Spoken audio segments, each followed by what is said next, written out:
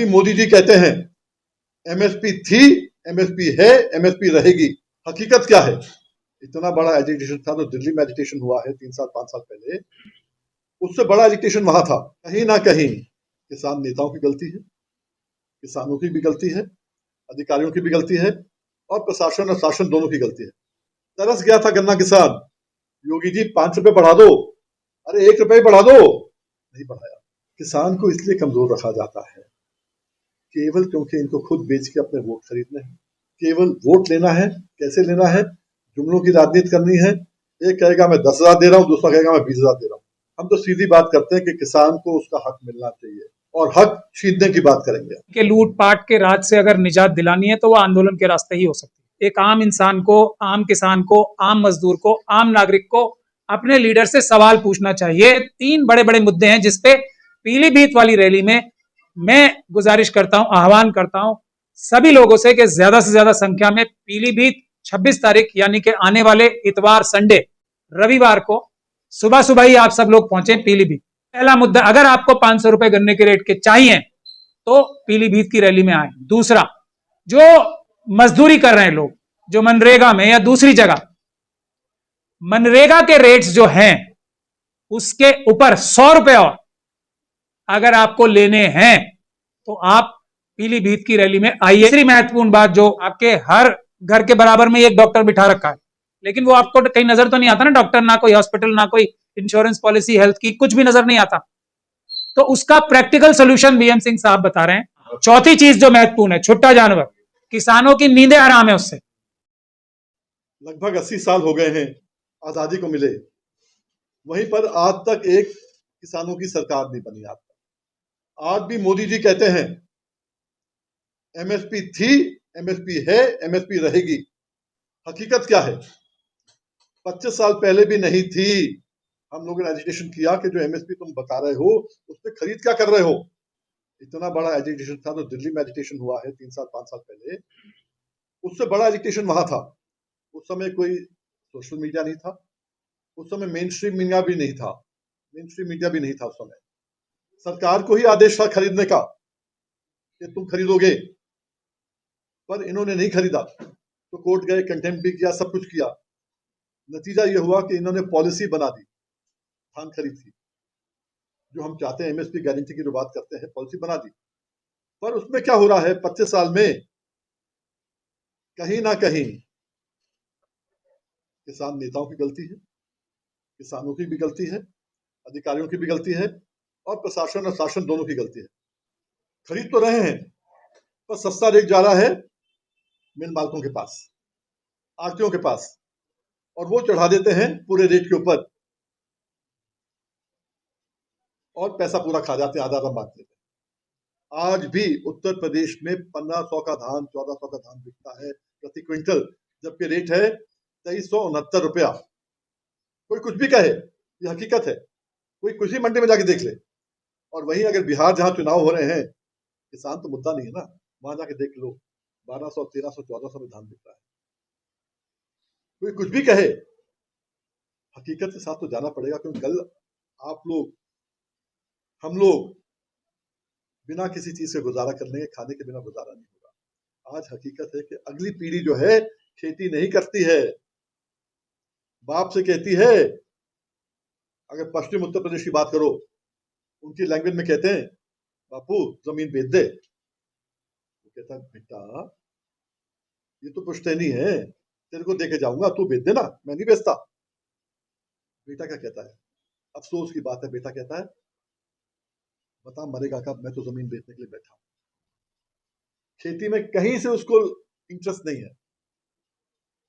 वही हम लोग कोशिश कर रहे हैं कि अगर कहीं किसानों की सरकार उत्तर प्रदेश में बनती है, हमने कहा है उसमें गन्ने का रेट 500 रुपया क्विंटल। पिछली बार आपको मालूम होगा, तरस गया था गन्ना किसान, योगी जी 5 रुपए बढ़ा दो, अरे 1 रुपए बढ़ा दो, नहीं बढ़ाया। मिल मालिक, ये जितने नेता हैं उनकी जेब में है मिल मालिकों की। जब सुप्रीम कोर्ट में लड़ते थे, 5 जजों के सामने जाता था मुकदमा, 2 बार जीते वहां से, 5 जजों के सामने सुप्रीम कोर्ट में। पर सरकारें, कोई भी सरकार हो, भाजपा हो, सपा हो, बसपा हो, कांग्रेस हो, कोई भी सरकार जो है किसान के साथ नहीं खड़ी। ये भूल जाते हैं कि अमेरिका हमें खिलाएगा क्या? हमें कौन सा देश खिलाएगा? हमारी जनसंख्या क्या है? कोई देश के पास इतना अनाज नहीं है जो हमें दे दे। अगर वो सोचते हैं कि यहाँ पर जो है केवल और केवल उद्योगपति आके 10-10 हजार एकड़ लेके और खेती कर देंगे तो नहीं हो पाएगा। खेती को जिंदा रखना पड़ेगा, और जब तक खेती जिंदा नहीं होती है, जिंदा नहीं रहती है, तब तक देश आगे नहीं बढ़ेगा। ये 5 ट्रिलियन इकोनॉमी की बात करते हैं, मैं तो कहता हूं इससे आगे बढ़ोगे। तब बढ़ोगे जब किसान के पास खरीदने के लिए पैसा होगा। एमएसएमई के अंदर आप क्या कर सकते हो? उनको पैसा दे दोगे, उधार दे दोगे, वो उत्पादन बनाएंगे, उत्पादक बनाएंगे, उनको खरीदेगा कौन? 70% तो किसान और मजदूर है इस देश के अंदर, उनकी जेबों में तो पैसा है नहीं।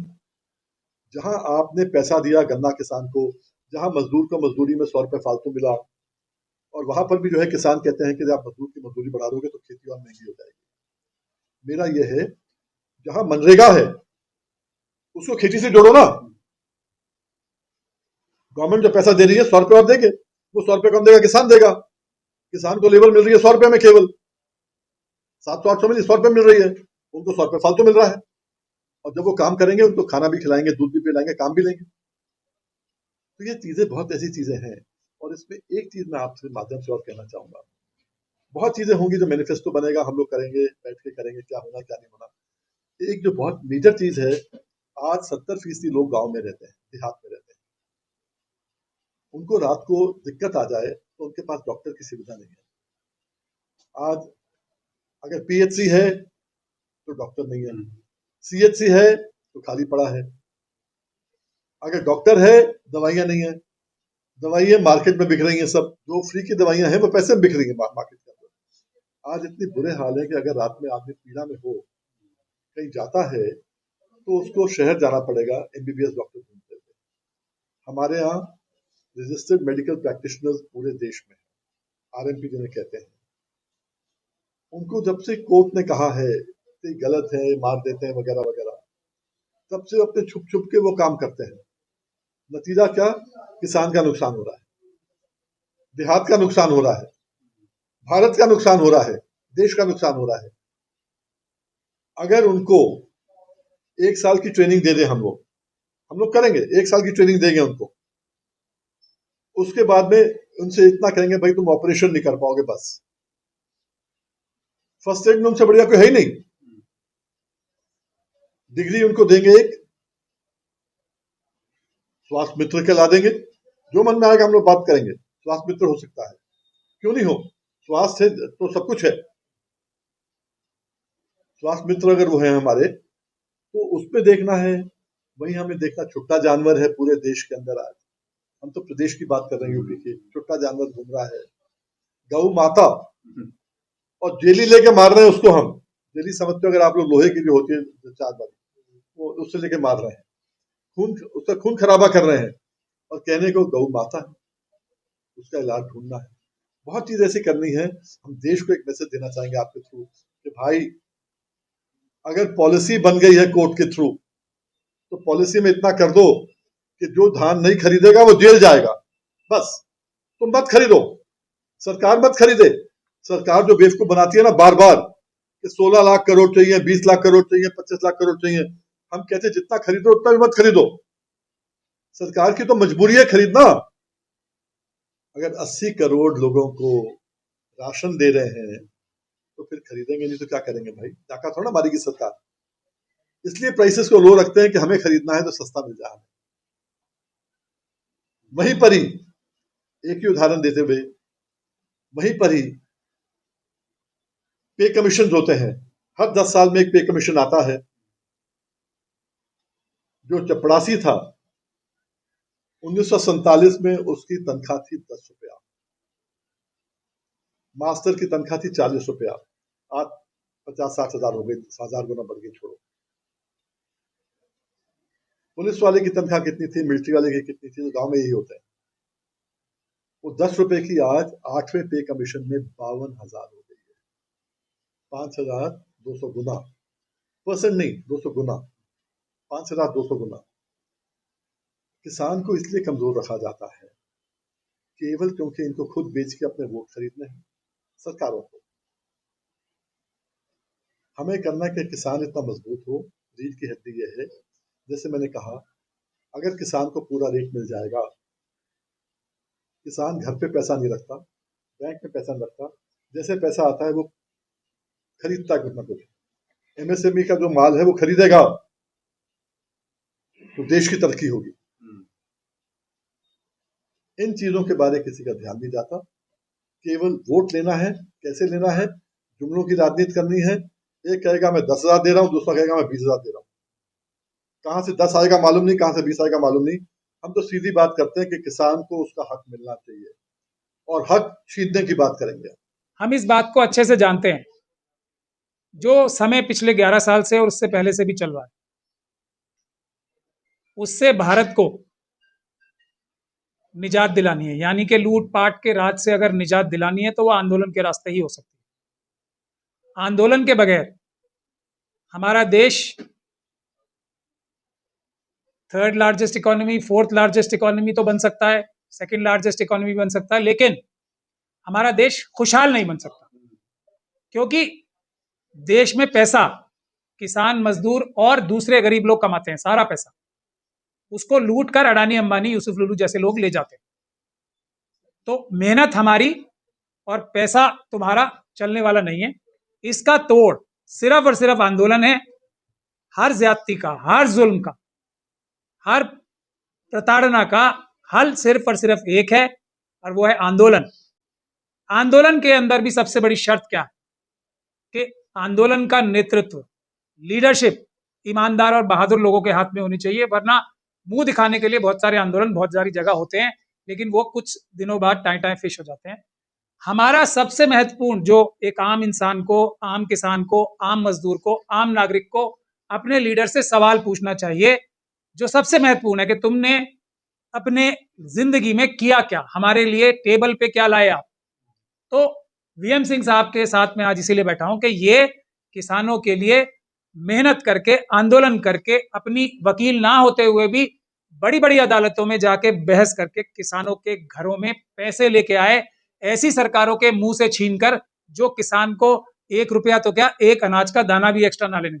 तो इन्होंने कुछ किया है, इसीलिए मैं भी इनके साथ खड़ा हूं। इनके 3 बड़े बड़े मुद्दे हैं जिसपे पीलीभीत वाली रैली में मैं गुजारिश करता हूं, आह्वान करता हूं सभी लोगों से कि ज्यादा से ज्यादा संख्या में पीलीभीत 26 तारीख यानी कि आने वाले इतवार, संडे, रविवार को सुबह सुबह ही आप सब लोग पहुंचे पीलीभीत।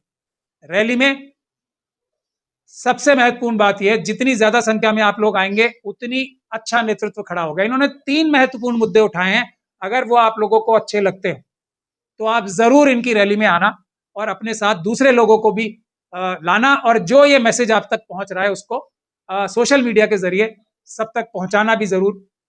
3 मुद्दे इनके में महत्वपूर्ण क्या है। एक तो 500 रुपए गन्ने का रेट, 500 रुपए आज तक किसी ने नहीं किया है। कोई 400 रुपए बोलता है बड़ा एहसान करके, हालांकि दिया किसी ने कभी कुछ नहीं है। तो इनका पहला मुद्दा, अगर आपको 500 रुपए गन्ने के रेट के चाहिए तो पीलीभीत की रैली में आए। दूसरा, जो मजदूरी कर रहे हैं लोग, जो मनरेगा में या दूसरी जगह, मनरेगा के रेट्स जो हैं उसके ऊपर 100 रुपए और अगर आपको लेने हैं तो आप पीलीभीत की रैली में आइए इतवार को 26 अक्टूबर को। तीसरी महत्वपूर्ण बात जो पीएम सिंह साहब ने कही है, आपको सबको पता है, मुंह दिखाने के लिए मोदी जी ने भी और योगी जी ने भी उत्तर प्रदेश में आपके हर घर के बराबर में एक डॉक्टर बिठा रखा है, लेकिन वो आपको कहीं नजर तो नहीं आता ना डॉक्टर, ना कोई हॉस्पिटल, ना कोई इंश्योरेंस पॉलिसी हेल्थ की, कुछ भी नजर नहीं आता। तो उसका प्रैक्टिकल सोल्यूशन बीएम सिंह साहब बता रहे हैं।